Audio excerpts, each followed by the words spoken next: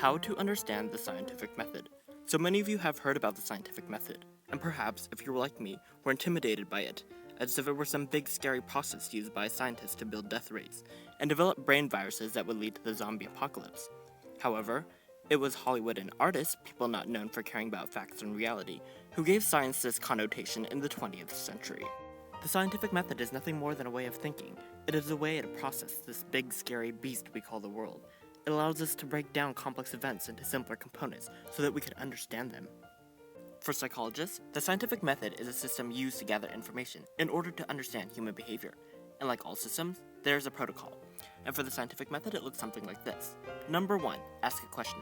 Questions are inquiries about the relationship among a set of otherwise unorganized facts. But wait, this sounds confusing, so let's break it down.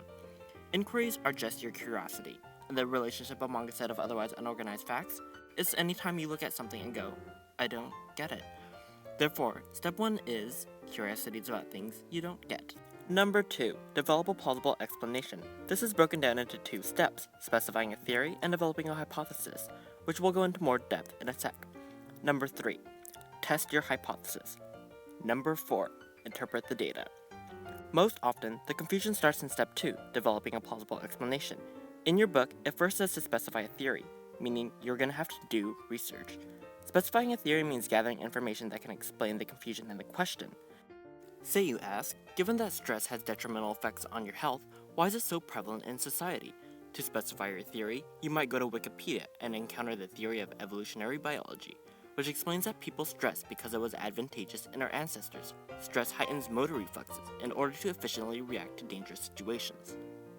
Now is a good time to distinguish between a theory and a hypothesis, because popular culture today fails at making any distinction.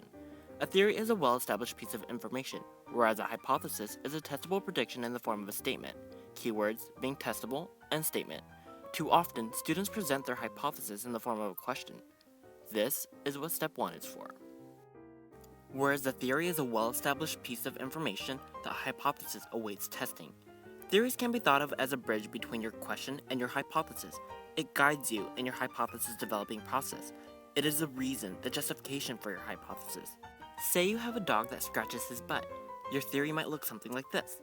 Fleas are common dog parasites. Fleas leech off their host by sucking blood. The host's body responds with inflammation. These areas of inflammation itch. Therefore, I hypothesize that my dog has butt fleas. Notice that by having theory, our hypothesis is logical. Now that we have developed a hypothesis, this hypothesis needs to be tested.